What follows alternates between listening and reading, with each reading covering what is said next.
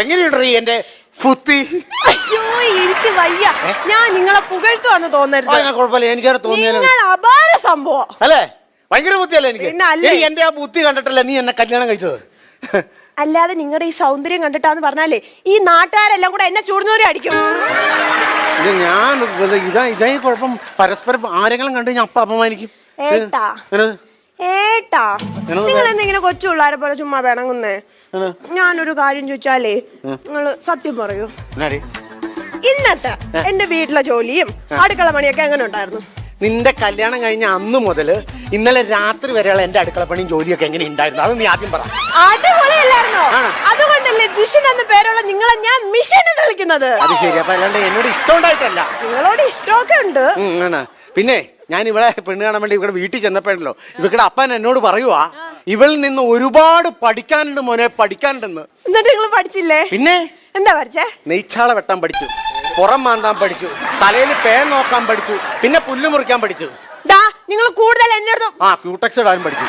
നിങ്ങൾ എന്നെ കൂടുതൽ കളിയാക്കല്ലേ? ഒന്നുമില്ലെങ്കിൽ ഇത്ര ധൈര്യമുള്ള ഒരു ഭാര്യ നിങ്ങൾക്ക് കിട്ടിയില്ലേ? ധൈര്യോ നിനക്കോ? നീ ആ സംസാരിക്കരുത്. ഈ വീട്ടിൽ നിന്നെക്കാ കൂടുതൽ ധൈര്യം എനിക്കാ. ഈ വീട്ടില് നിങ്ങളെക്കാട്ടിലും നിങ്ങളുടെ അമ്മയെക്കാട്ടിലും കൂടുതൽ ധൈര്യം എനിക്കാ. അങ്ങനെ പറയല, അങ്ങനെ പറയല. നിനക്ക് എത്ര ധൈര്യമാണെങ്കിൽ തെളിയിക്കടി. നിങ്ങൾ എന്നെ പെണ്ണ് കാണാൻ വന്ന എത്ര പേരുമായിട്ടാ? ഞാൻ സുമേഷ് തമ്പി, സുഭാഷ് കൊല്ലം, ഷിജു അഞ്ചുമന, ജോൺ കെപ്പോൾ, 5 പേര്. നമ്മുടെ നിശ്ചയത്തിന് നിങ്ങൾ എത്ര പേരുമായിട്ടാ വന്നാ? 50 പേര്. നമ്മുടെ കല്യാണത്തിനോ? 150 പേര്. 150 പേര്. ഇത്രയും പേരുമായിട്ട് നിങ്ങൾ എന്റെ വീട്ടിൽ വന്ന. എന്നാൽ ഞാൻ ഇങ്ങോട്ട് വന്നതേ ഒറ്റയ്ക്കാ. അപ്പൊ ആർക്കാണോ ധൈര്യം? എടി അത് വേറൊരു സംഭവം ഉണ്ട്. അതായത് ഈ പട്ടാളക്കാരെന്ന് പറയുമ്പോഴല്ലോ അതിന് ഒരുമിച്ചാ പോകുള്ളൂ. അവരുടെ ഉദ്ദേശം ഈ രാജ്യത്തിന്റെ സുരക്ഷയാ. ചാവേറെന്ന് പറഞ്ഞു കഴിഞ്ഞാൽ ഇങ്ങോട്ട് വരും, നശിപ്പിക്കും. അതാണ് ഇതിന് നമ്മളുടെ വ്യത്യാസം. നിങ്ങൾ എന്നെ ചാവേർന്ന് വിളിച്ചല്ലേ? ഞാൻ നിന്നെ സാമ്പാർന്ന് വിളിക്കാൻ പറ്റുമോ? നിന്നെ ഞാനൊരു പിന്നെ സ്നേഹം കൊണ്ട് നീ ഉത്തരം മുട്ടിയപ്പോ ഞാൻ അറിയാതെ പറഞ്ഞു. നീ അങ്ങനെ പറയല്ലേ? ഈ ഭൂമിയിൽ ഞാൻ ആരെങ്കിലും സ്നേഹിക്കുന്നുണ്ടെങ്കിൽ അത് നിന്നെ മാത്ര. കൊള്ളവോ? സത്യവാ? അല്ല. ഞാൻ നിങ്ങളോടൊരു കാര്യം ചോദിക്കട്ടെ.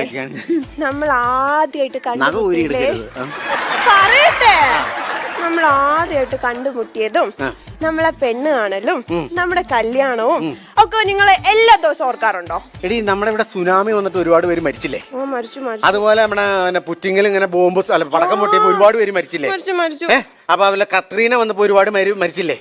ഇതെന്നും നീ ഓർക്കാറുണ്ടോ? അയ്യോ, ആ ദുരന്തങ്ങളൊന്നും ഞാൻ ഓർക്കത്തില്ല. പിന്നെ എന്തിനാ ഞാൻ ഈ ദുരന്തം ഓർക്കണേ? നിങ്ങൾക്ക് ഞാൻ ദുരന്തല്ലേ? അല്ല ദുരന്തല്ലടി. ഞാൻ ദുരന്തല്ലേ? അല്ലടി, ഞാനങ്ങനെ കൈ നിട്ടിങ്ങനെ പറഞ്ഞു. ഇതിനൊക്കെ കാരണം ഇവരുടെ ഒരു തള്ള ഒറ്റ. നീ അങ്ങനെ സംസാരിക്കും. നീ എന്തിനാണ് എന്റെ അമ്മേനെ ഇതിനകത്ത് വലിച്ചെടുക്കണേ? എനിക്ക് നിങ്ങളുടെ അമ്മയോട് ഒരു വൈരാഗ്യവും ഇല്ല. വൈരാഗ്യമില്ലടി. ഇന്നലെ രാത്രി നീ ഉറങ്ങിക്കിടന്നപ്പോ എന്റെ കഴുത്തിന് കുത്തി പിടിച്ചിട്ട് ഇവള് എന്നാ തെറി എന്റെ അമ്മേനെ വിളിച്ചെന്നറിയാമോ? വെളുപ്പിനെ 3 മണി വരെ. അത് നിങ്ങളുടെ വേറെ തോന്നല. ഏത് തെറി പറഞ്ഞതോ? അല്ല, ഞാൻ ഉറങ്ങിന്ന് പറഞ്ഞത്. അറിഞ്ഞോണ്ട് വിളിച്ചാണോ? എടി നീ ഒരു കാര്യം മനസ്സിലാക്കണം. എനിക്ക് ഏറ്റവും വലുത് എന്റെ അമ്മയാ. ഇത് കഴിഞ്ഞിട്ടേ നീ വരെ ഉള്ളൂ. നിങ്ങളുടെ അമ്മയെ കെട്ടിപ്പിടിച്ച ഇരുന്നോ? നിങ്ങളുടെ അമ്മ നിങ്ങളില്ലാത്ത സമയത്ത് എന്നോട് എന്താ ഇന്നലെ പറഞ്ഞെന്ന് അറിയോ? എന്നാണ് ഇന്നലെ പറഞ്ഞേ? നിന്റെ കയ്യിരിപ്പിന്റെ ബലമാണ് ഈ മരമാക്രിയ ദൈവം നിനക്ക് ഭർത്താവായി തന്നേത്. അത് ശരി. അപ്പൊ ഞാൻ ഇത്രയും നാള് എന്റെ പെറ്റ തള്ളേനെ സപ്പോർട്ട് ചെയ്തിട്ട് ആ തള്ള എന്നോട് പറഞ്ഞത് ഇങ്ങനെയാണല്ലേ? ഇന്ന് ഞാൻ അവരെ കൊല്ലും. ഞാനിന്ന് കൊല്ലൂടി. ഞാൻ കൊന്നിരിക്കും.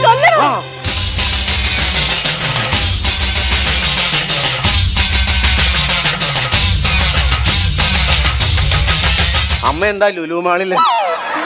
എന്താ അമ്മ ഇവിടെ വരാൻ കാരണം? ചാകാൻ വന്നതാ. അമ്മ ചാകാനോ? എന്തിനു? നീയല്ലേ എന്നെ കൊല്ലൂന്ന് പറഞ്ഞത്? ഞാൻ കൊല്ലുമെന്ന് പറഞ്ഞോടി. ഞാൻ കൊല്ലുമെന്ന് പറഞ്ഞോടി. നിങ്ങളിപ്പോ കൊല്ലാനല്ലേ പോയത്? തെറ്റിദ്ധരിച്ചു. കൊല്ലുന്ന് പറഞ്ഞാൽ ഞാൻ കൊന്നിരിക്കും. എന്നാ കൊല്ലടാ എന്നെ. അതിന് അമ്മ ഇവിടെ നിന്നാ ശരിയാവോ? ഞാൻ അകത്ത് പോയി കത്തി എടുത്ത് കോഴീനെ കൊല്ലും.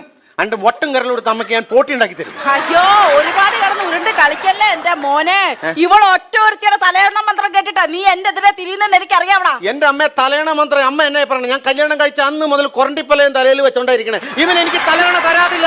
അങ്ങനെയുള്ള ഞാൻ എങ്ങനെയാണ് തലയണ മന്ത്രം കേൾക്കണേ? ഇന്നലെ രാത്രി ഇവള് നിന്റെ ചെവിക്കകത്ത് വന്ന് കുഞ്ഞാന്ന് പറയുന്നത് ഞാൻ വ്യക്തമായിട്ട് കേട്ടടാ.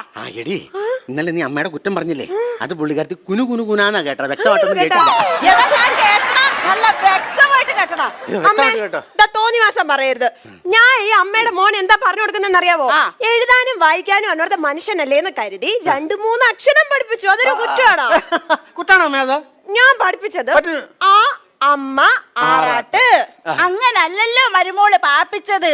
ആ അമ്മ ഇറങ്ങിപ്പോ, അങ്ങനല്ലേ? കേട്ടായിരുന്നോ? ആ കേട്ടായിരുന്നു. കാര്യായിപ്പോ നിങ്ങളുടെ കേസോട് പോയി.